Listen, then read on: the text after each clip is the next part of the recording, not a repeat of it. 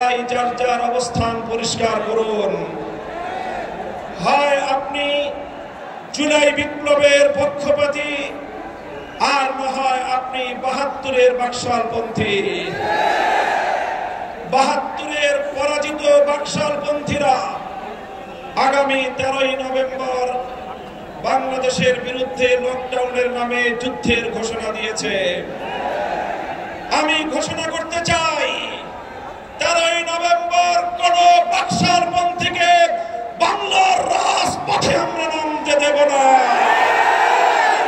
যদি কেউ নামবার অপচেষ্টা চালায়, আমরা তাদেরকে রাজপথে মোকাবেলা করব ইনশাআল্লাহ। সংগ্রামী সাথী ও বন্ধুগণ, 2024-এর জুলাই বিপ্লব সহস্রাধিক তাজা প্রাণের রক্তের বিনিময়ে অর্জিত এই বিপ্লব। এই বিপ্লবের ভিত্তিতে আগামী বাংলাদেশ পরিচালিত হওয়ার জন্যই ঐক্যমতের ভিত্তিতে জুলাই সনদ প্রণীত হয়েছে। এই জুলাই সনদ কোন কাগজের সনদ হিসেবে আমরা দেখতে চাই না। জুলাই সনদকে আমরা আগামীর বাংলাদেশের রূপরেখা হিসেবে দেখতে চাই। এজন্য আমরা দলের পক্ষ থেকে বলেছি, অনতিবিলম্বে জুলাই সনদকে সরকারি আদেশের মাধ্যমে এর প্রাথমিক আইনি ভিত্তি প্রদান করতে হবে। এরপরে আগামী ত্রয়োদশ জাতীয় সংসদ নির্বাচনের পূর্বেই গণভোটের মাধ্যমে জুলাই সনদকে চূড়ান্ত আইনি ভিত্তি প্রদান করতে হবে। এর ব্যত্যয় হলে জুলাই বিপ্লব পন্থীরা বরদাস্ত করবে না, সেটা মানবে না। আমরা সুস্পষ্ট ঘোষণা দিতে চাই, আমাদের জুলাই যোদ্ধাদের, জুলাইয়ের বিপ্লবে শাহাদাত বরণকারী বীর শহীদদের রক্ত মারিয়ে জুলাই বিপ্লবের, জুলাই সনদ বাস্তবায়নের গণভোট ছাড়া বাংলার মাটিতে আমরা আর কোনো কিছুই হতে দেব না। আমি জানি না জাতীয় নির্বাচনের আগে জুলাই সনদ বাস্তবায়নের লক্ষ্যে গণভোট হলে কার কি সমস্যা, সেটা আমাদের বুঝে আসে না।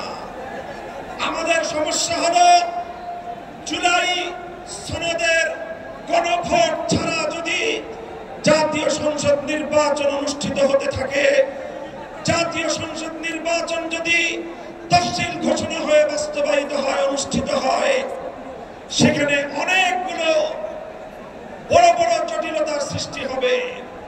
তার মধ্যে অন্যতম একটি হলো, দ্বিকক্ষ বিশিষ্ট জাতীয় সংসদের উচ্চ কক্ষ কিভাবে গঠিত হবে, কিভাবে রাজনৈতিক দলগুলো তাদের নির্বাচনী ম্যানিফেস্টো তৈরি করবে, জাতির সামনে তারা তাদের উচ্চ কক্ষের 100 সদস্যের তালিকা কিভাবে প্রকাশ করবে, এই সকল বিষয়ের কোন সদুত্তর তাদের কাছে নাই। যারা জুলাই সনদের গণভোট, জাতীয় সংসদ নির্বাচনের আগে অনুষ্ঠানের ক্ষেত্রে বিরোধিতা করছেন, আমরা তাদের সমস্যার কথা জানতে চাই। কোন যুক্তি নাই, কোন যুক্তি নাই। তারা জুলাই সনদের বাস্তবায়নকে ঠেকিয়ে দিয়ে বাংলাদেশে আবার ফ্যাসিবাদ কায়েম করবার ষড়যন্ত্র করছে।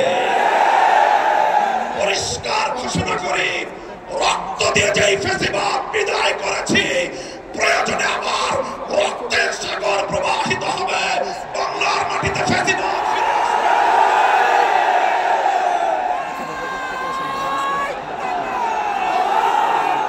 রাজনৈতিক পক্ষগুলোকে বলতে চাই, আমরা রক্ত দিয়েছি বালাকোটে, আমরা রক্ত দিয়েছি শাপলা চত্বরে, আমরা রক্ত দিয়েছি 2015 সালে, রক্ত দিয়েছি 2021 সালে, রক্ত দিয়েছি জুলাই বিপ্লবে।